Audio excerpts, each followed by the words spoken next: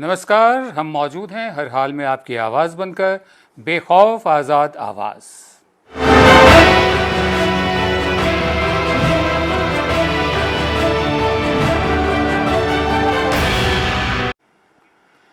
सोनिया गांधी कांग्रेस की अंतरिम अध्यक्ष बनी रहेंगी जब तक कि कांग्रेस में चुनाव नहीं होते। कांग्रेस में इंट्रा पार्टी चुनाव नहीं होते तब तक वो इंटरिम प्रेसिडेंट बनी रहेंगी। दरअसल कांग्रेस वर्किंग कमेटी की बैठक में सोनिया गांधी ने इंटरिम प्रेसिडेंट का ओहदा छोड़ने की पेशकश की थी और सोनिया गांधी ने दूसरे नेताओं से नया पार्टी अध्यक्ष चुनने की प्रक्रिया शुरू करने के लिए भी कहा था। जानकारी के मुताबिक सोनिया गांधी ने अध्यक्ष की कुर्सी छोड़ने के लिए गुलाम नबी आज़ाद और दूसरे नेताओं के एक चिट्ठी का हवाला दिया है। पीएम रहे मनमोहन सिंह और ए के एंटनी ने उन नेताओं की आलोचना की जिन्होंने लीडरशिप में बदलाव की मांग करते हुए ये चिट्ठी लिखी थी। ए के एंटनी ने राहुल गांधी से अध्यक्ष बनने का आग्रह भी किया और इंडियन एक्सप्रेस के मुताबिक कांग्रेस में बड़े बदलाव को लेकर पार्टी के 23 वरिष्ठ नेताओं ने सोनिया गांधी को चिट्ठी लिखी थी और पार्टी में बड़े बदलाव की मांग की थी। ये चिट्ठी लिखने वालों में पांच लोग तो मुख्यमंत्री रहे हैं, कुछ कांग्रेस वर्किंग कमेटी के मेंबर हैं और कई पूर्व केंद्रीय मंत्री भी शामिल हैं। चिट्ठी पर गुलाम नबी आज़ाद, आनंद शर्मा, कपिल सिब्बल, मनीष तिवारी, शशि थरूर, विवेक तनखा और पृथ्वीराज चौहान वगैरह ने भी दस्तखत किए हैं। मेरे साथ है प्रोफेसर आदित्य मुखर्जी, आप इतिहासकार हैं, जेएनयू से आपका ताल्लुक़ है। बहुत बहुत शुक्रिया अपना वक्त हमें देने के लिए। मेरा पहला सवाल आपसे ये है कि अब ये तय हो गया है कि सोनिया गांधी इंटरिम प्रेसिडेंट बनी रहेंगी जब तक कि कांग्रेस में चुनाव नहीं होते तो आपको लगता है कि कांग्रेस में जब चुनाव होंगे तो राहुल या प्रियंका गांधी भी चुनाव में दावेदार बनेंगे? हालांकि उन्होंने कहा है कि वो नहीं बने रहना चाहते। अब कोई गारंटी तो नहीं कर सकता है अगर वो नहीं बने रहने चाहने, जो कहा उन्होंने कि हम वो नहीं बनना चाहते, अगर उस पर बिल्कुल अडिग रहें तब जरूर हो सकता है। सोनिया गांधी को भी बहुत कहा गया था कि आप प्राइम मिनिस्टर बनो, प्राइम मिनिस्टर बनो, उनके मतलब बिल्कुल घेर लिया गया था, पर वो नहीं बने। उन्होंने मनमोहन सिंह को बनाया। तो अगर ऐसा रिजॉल्व उनके मन में है तो वो सामने आ जाना चाहिए और परमानेंट हो जाना चाहिए, ताकि लोग बिना बात के अपनी लॉयल्टी पेश करते ही सारा अपना पॉलिटिकल एनर्जी खत्म ना कर दें। अभी ये सारा जो ड्रामा हो रहा है, इसमें जो सब्सटैंटिव इश्यूज हैं उस पर कोई नहीं बात कर रहा। सब एज इफ ये जो 23 लोगों ने जो चिट्ठी लिखी है उसमें उन्होंने तो सोनिया गांधी, राहुल गांधी का नाम तक नहीं लिया, उन्होंने लीडरशिप क्वेश्चन नहीं करी है। वैसे वो कुछ ठोस सवाल उठा रहे हैं, उन सवालों पे कोई डिस्कशन ही नहीं है। ठोस सवाल उठा रहे हैं कि भाई ये कंटिन्यूअस एक्टिव लीडरशिप चाहिए, जो ग्रास रूट में हो, जो ग्राउंड में हो, जो बिल्कुल दिखे लोगों को कि एक्टिव है, वो चाहिए। उन्होंने कहा है कि भाई इलेक्शंस होने चाहिए पार्टी में, पार्टी रीऑर्गेनाइज होनी चाहिए, इस पे डिस्कशन होनी चाहिए। इस पे डिस्कशन होनी चाहिए कि अब पार्टी सत्ता की नहीं है। 2014 में मैंने जब इलेक्शन हारे थे तब मैंने आर्टिकल लिखा था, उसमें यह कहा था कि ये मौका है पहली बारी कांग्रेस को बहुत सालों बाद, आजादी के बाद, कि आप फिर से एक बारी संघर्ष की पार्टी बनने की कोशिश करो, ना कि सत्ता की पार्टी। आप इलेक्शन कराओ, जो कि कांग्रेस की हिस्ट्री रही है। शुरू से नेहरू जी के टाइम तक वो इलेक्शन करते रहे हैं। तो क्या जरूरत है कि क्यों नहीं कर सकते हैं? ये मौका ये बिल्कुल छोड़ दिया जा रहा है, इन चीजों पे कोई अमल ही नहीं कर रहा है। और सारी बात ये है कि राहुल बनेंगे कि नहीं बनेंगे, राहुल बनेंगे कि नहीं बनेंगे। ये इतने बड़ी एक 100 साल की पार्टी का ये वो अंजाम आ गया है कि आप इसी पे सारा अपना एनर्जी निकाल दे रहे हैं। जी, तो यानी वो लोग जिम्मेदार हैं जो इसी पे एनर्जी निकाल दे रहे हैं कि राहुल बनेंगे या नहीं बनेंगे। वो लोग जिम्मेदार हैं कि चिट्ठी में जो सब्सटैंटिव इश्यूज जैसे कि आप कह रहे हैं वो बताए गए, उनसे ध्यान भटकाने के लिए। बहरहाल हम आगे बढ़ते हैं। कांग्रेस वर्किंग कमेटी की बैठक में राहुल गांधी ने 23 नेताओं की तरफ से लिखी गई चिट्ठी की टाइमिंग पर सवाल उठाए और आलोचना की। राहुल गांधी ने कहा कि सोनिया गांधी के अस्पताल में भर्ती होने के वक्त ही पार्टी नेतृत्व को लेकर चिट्ठी क्यों भेजी गई। उन्होंने कहा कि ये चिट्ठी उस वक्त लिखी गई जब राजस्थान में कांग्रेस सरकार संकट का सामना कर रही थी। राहुल गांधी ने कहा कि चिट्ठी में जो लिखा गया था उस पर चर्चा करने की सही जगह CWC की बैठक है, मीडिया नहीं।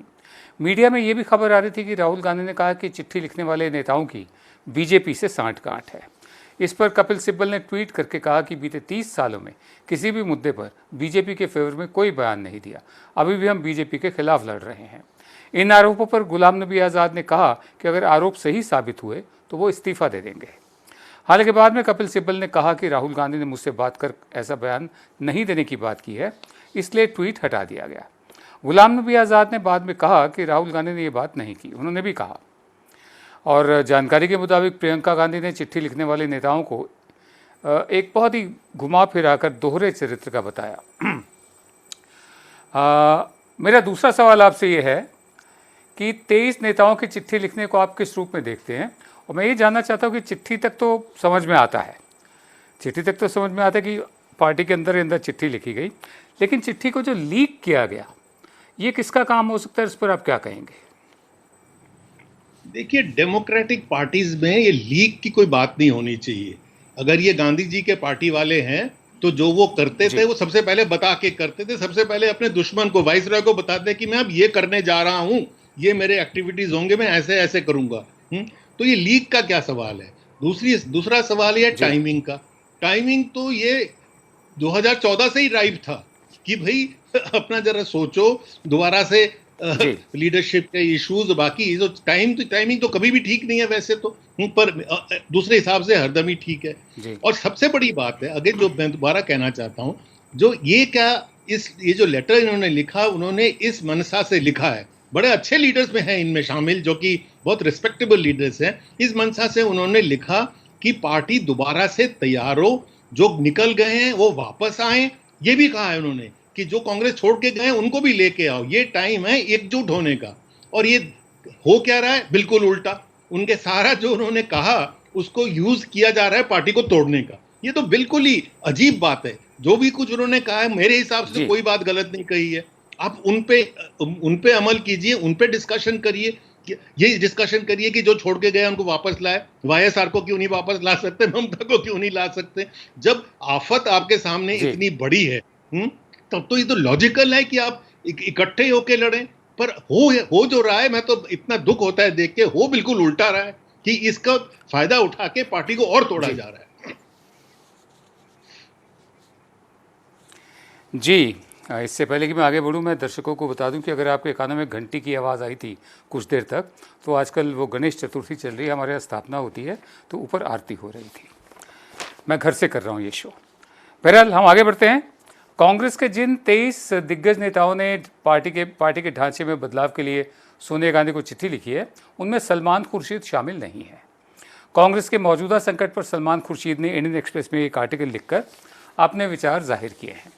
सलमान खुर्शीद ने कहा कि स्ट्रक्चरल मामलों पर ध्यान देकर कांग्रेस की विचारधारा को दरकिनार नहीं किया जा सकता। मतलब जो संकट है वो सिर्फ बुनियादी नहीं है कि स्ट्रक्चरल हो, संगठन कैसा हो, जो विचारधारा है उसको दरकिनार नहीं किया जा सकता। कांग्रेस को ये भी मंजूर नहीं करना चाहिए कि गांधी नेहरू की समाजवादी और धर्मनिरपेक्ष विचारधारा को भारत की जनता ने हराया और नामंजूर कर दिया है, ये नहीं मानना चाहिए। आरएसएस के बांटने वाले एजेंडे को खारिज करना हमारी विचारधारा का सिर्फ एक हिस्सा है। राष्ट्रीय एकता के ताने बाने को बुनने की कोशिश हमारी आइडियोलॉजिकल कमिटमेंट, वैचारिक प्रतिबद्धता और उसका बहुत बड़ा ज़्यादा चुनौतीपूर्ण हिस्सा है।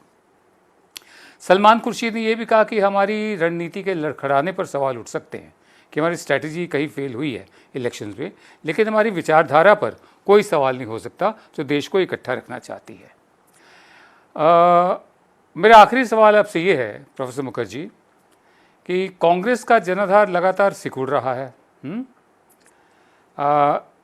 ऐसे में पार्टी की विचारधारा को लेकर भी अलग अलग बातें सुनाई देती हैं कि कहीं सॉफ्ट हिंदुत्व कमलनाथ अपनाते दिख रहे हैं, कहीं सलमान खुर्शीद कुछ और कह रहे हैं। तो सलमान खुर्शीद की सलाह कितनी सही लगती है आपको? मेरे हिसाब से जो बात सलमान खुर्शीद ने कही, जो उससे मैं समझता हूँ कि कांग्रेस के जो बुनियादी मूल्य हैं उनको उन्हें बिल्कुल नहीं छोड़ना चाहिए, चाहे इस वक्त हवा दूसरे डायरेक्शन में क्यों नहीं जाए। संघर्ष का मतलब ही यही होता है कि जो आपके जो बुनियादी मूल्य हैं आप उस पर विश्वास रखिए और उसको आगे बढ़ाइए। पॉपुलर ओपिनियन वो होना जरूरी नहीं है। जब कांग्रेस की स्थापना हुई थी तो पॉपुलर ओपिनियन कांग्रेस की तरफ नहीं थी। पॉपुलर ओपिनियन अंग्रेजों को माई बाप समझती थी। तो आपको लगे ना उसमें से 30-40 साल के संघर्ष के बाद पॉपुलर ओपिनियन आपने बदला। तो अगर इस वक्त पॉपुलर ओपिनियन कम्युनलाइज हो गई है, कास्टिस्ट हो गई है, अगर उसमें बिल्कुल गिराव आया बहुत बुरी तरह का, मॉरल डिजेनरेशन हुआ है, तो आपका तो ये बनता है कि आप अपने जो आपके बुनियादी मूल्य हैं उस पर बिल्कुल टिके रहें और उसको आगे बढ़ाने की कोशिश करें, ना कि आप उसी के साथ कॉम्प्रोमाइज करना शुरू कर दें। अगर कॉम्प्रोमाइज ही करना था तो हम फुल कॉम्प्रोमाइज ही कर दें, फिर हम कम्युनल पार्टी क्यों नहीं बन जाते। जी, बहुत बहुत शुक्रिया आपका प्रोफेसर आदित्य मुखर्जी, हमेशा की तरह अपना समय हमें देने के लिए। आप देख रहे हैं विनोद दुआ लाइव। हम लेंगे ब्रेक के बाद हाजिर होते हैं।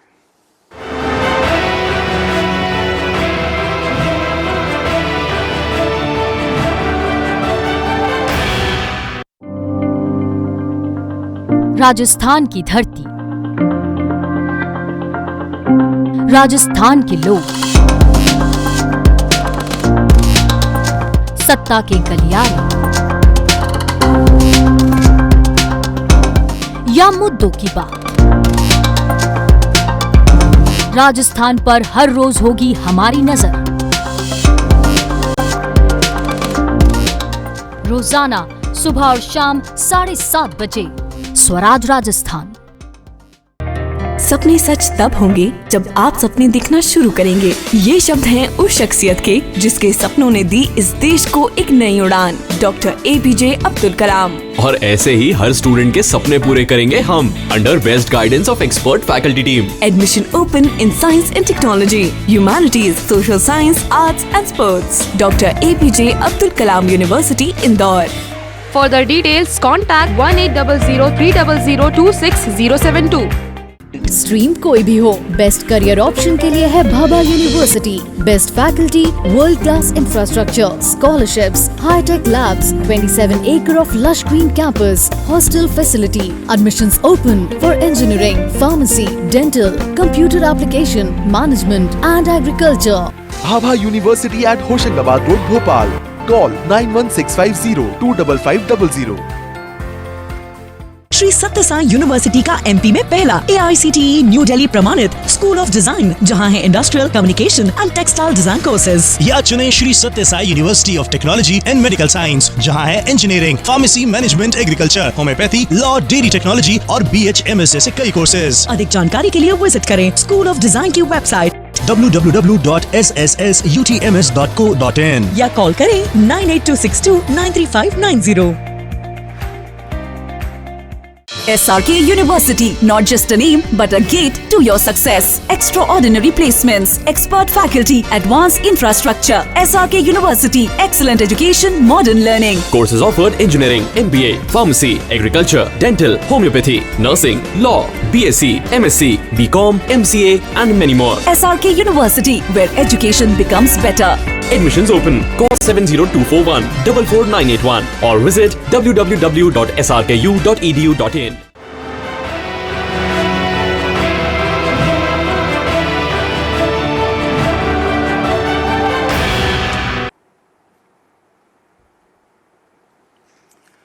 आप देख रहे हैं विनोद दुआ live. Senior advocate Prashant Bhushan ने सुप्रीम कोर्ट में कंटेम्प्ट के मामले में एक नया एफिडेविट दाखिल किया है। कंटेम्प्ट मामले में दोषी करार दिए जाने के बाद प्रशांत भूषण ने अपने बयान में कोई बदलाव नहीं किया है और ना ही बिना शर्त माफ़ी मांगी है।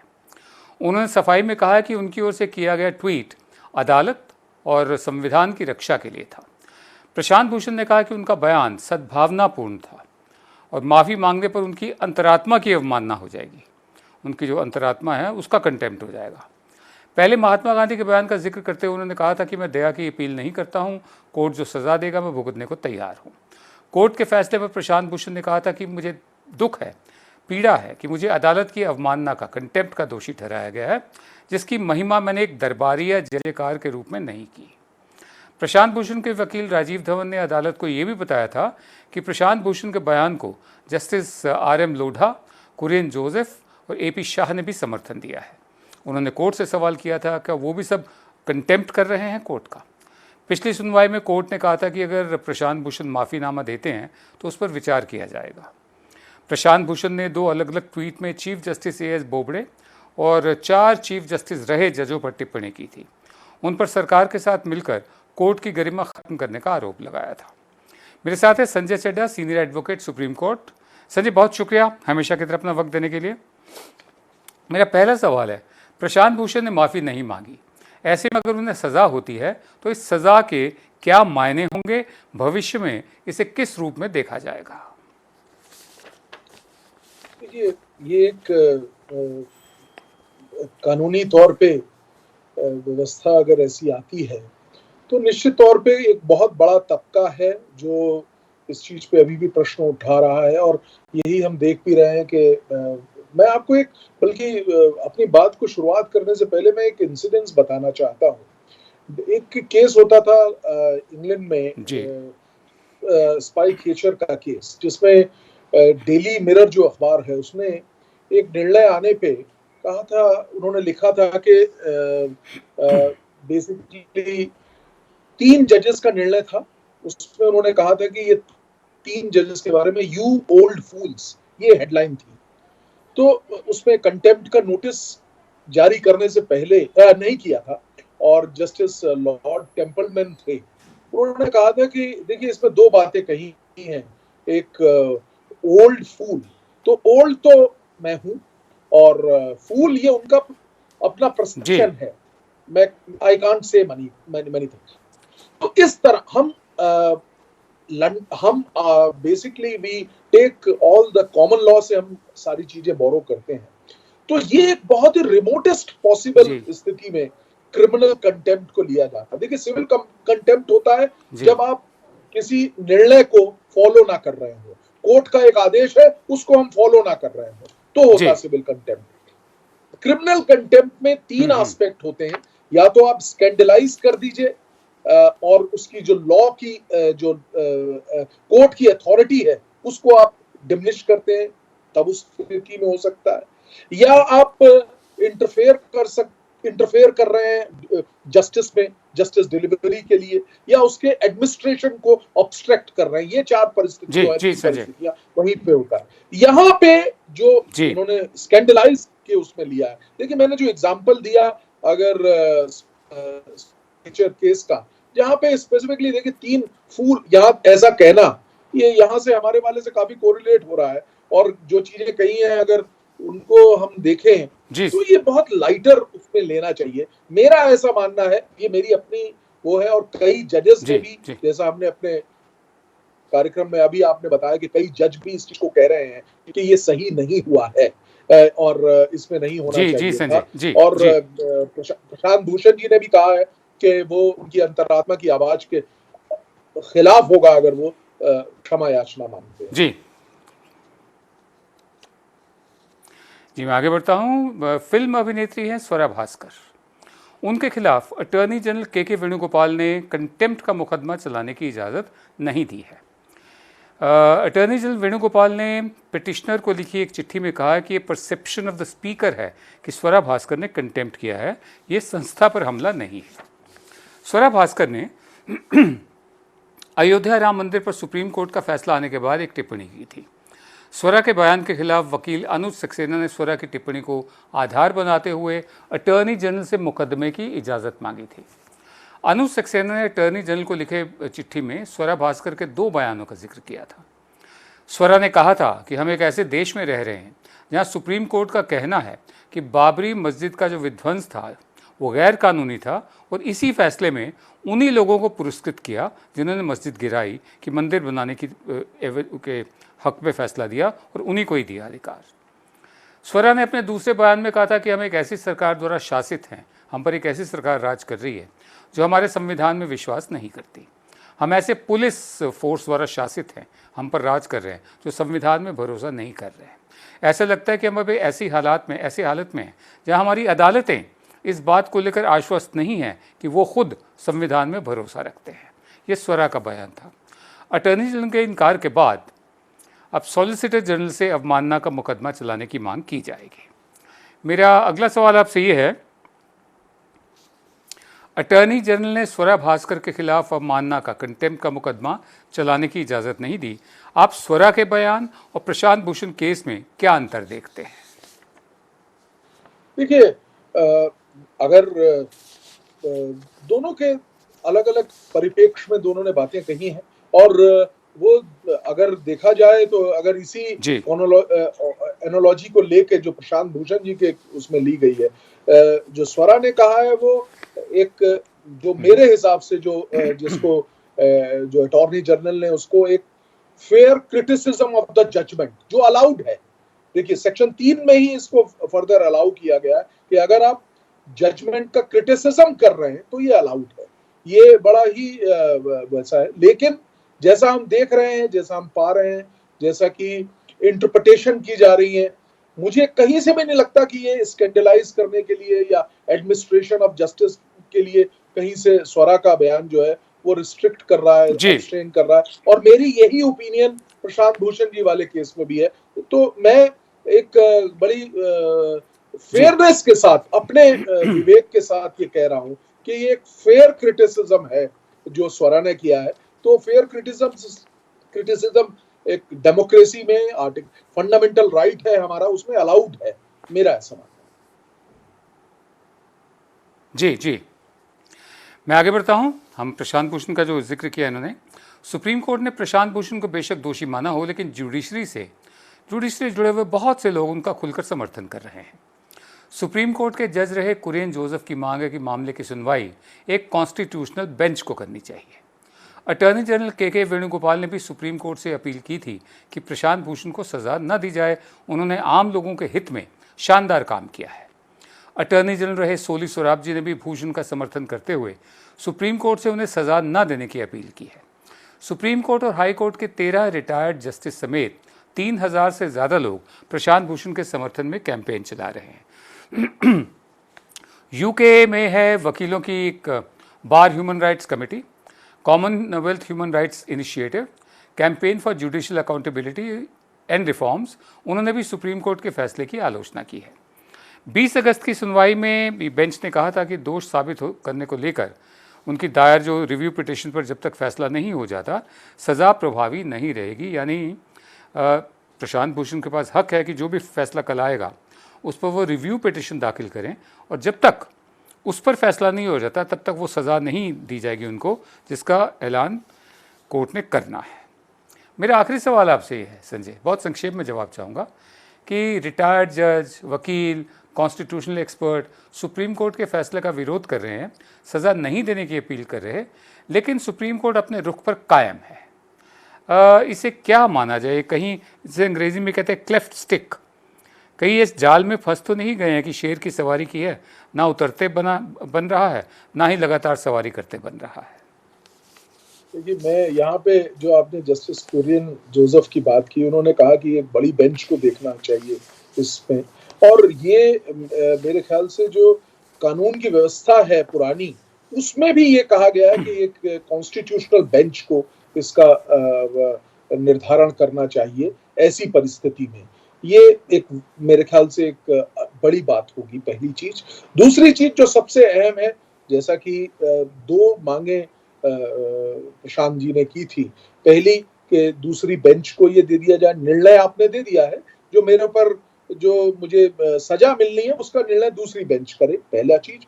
और दूसरा, जब तक कि रिवीजन नहीं होता तब तक के लिए उसको क्यों नहीं आप पोस्टपोन कर देते। और तीसरी बात जो कि 3000 लोगों ने लिख के दी है कोर्ट को, कि इस पीरियड में जब कोरोना चल रहा है और ऐसी स्थिति में हमको ऐसा लगता है कि आप जो सुनवाई पुनः करें, और वो सुनवाई जब कोर्ट पूर्णतः खुल जाए उसके बाद करें। ये एक बात है, और दैट्स व्हाट आई फील। मेरे ख्याल समय का अभाव है, मैं यहीं पे विराम दूंगा। जी, बहुत बहुत शुक्रिया आपका Sanjay Chadha, senior advocate supreme court, हमेशा की तरह अपना वक्त हमें देने के लिए। हम आगे बढ़ते हैं। भारत और चीन के बीच डिप्लोमेटिक और जो फौजी स्तर पर बातचीत है वो जारी है। हालांकि कई दौर की बातचीत के बाद भी विवाद बना हुआ है और सरहद पर जो तनाव है वो कायम है। इसी बीच chief of defence staff general Bipin Rawat ने अपने एक बयान में कहा है कि लद्दाख में चीनी फौज की घुसपैठ के खिलाफ और रास्ते तैयार हैं, लेकिन ये तभी होगा जब कमांडर लेवल की बातचीत और डिप्लोमेटिक स्तर की बातचीत नाकाम हो जाएगी। उन्होंने कहा कि सरकार शांतिपूर्ण तरीके से मामला सुलझाना चाहती है। रक्षा सेवाओं का काम निगरानी रखना और घुसपैठ रोकना है। अगर लाइन ऑफ एक्चुअल कंट्रोल पर पहले की हालत बहाल करने की कोशिश नाकाम होती है तो फौजी कार्रवाई का रास्ता खुला है। उन्होंने कहा कि रक्षा मंत्री Rajnath Singh, national security advisor Ajit Doval और जो नेशनल सिक्योरिटी के लिए और जो जिम्मेदार लोग हैं, इस कोशिश के साथ सभी रास्तों पर विचार कर रहे हैं कि PLA लद्दाख में पहले जैसी स्थिति बहाल हो करे और लौट जाए वापस। पीपल्स लिबरेशन आर्मी जो चीन की फौज है। CDS chief of defence staff Bipin Rawat के बयान से फिलहाल ये साफ हो गया है कि ऑल इज़ नॉट वेल। चीन ने हमारी ज़मीन पर कब्जा कर रखा है। ये बात मोदी सरकार आज तक नहीं कह पाई है, बल्कि सब कहा है कि ना वो अंदर घुसे हैं ना हमारी पोस्ट पर कब्जा किया है। तो फिर ये बातचीत क्यों हो रही है? फौजी रास्ते की बात क्यों हो रही है अब, सैन्य विकल्प की? मोदी सरकार आज तक नहीं कह पाई है कि चीन ने हमारी ज़मीन पर कब्जा कर रखा है, जबकि विपक्ष लगातार हालात को साफ करने की मांग कर चुका है। सवाल यह है कि सच क्या है, और जो भी सच है सरकार उसे सामने क्यों नहीं ला रही। आप देख रहे थे विनोद दुआ लाइव। कल आपसे फिर मुलाकात होगी, तब तक के लिए इजाज़त दीजिए। नमस्कार।